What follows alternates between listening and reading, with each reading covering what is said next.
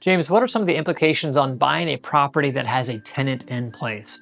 Well, let me break it down into kind of two different categories. Number one, if it's an investment property, that's much more common, right? So you may be buying a 4-unit apartment building and it's got 3 tenants and one's vacant, right?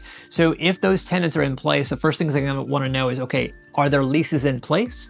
And then if there are, I want to make sure I review those leases and make sure that you're going to be able to agree to uphold that lease. Because when you buy that property with a tenant in place and a lease in place, you as the new buyer, the new owner, are going to have to abide and honor that lease from the owner's perspective. Also, you want to make sure that you get to retain any security deposits that are held.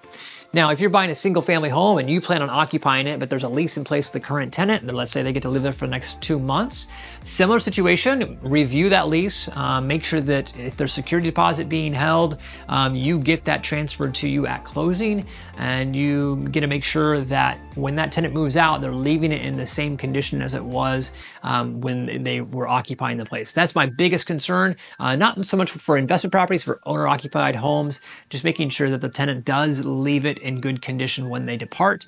And again, that you hold that earnest security deposit against them in case they do damage on their way out.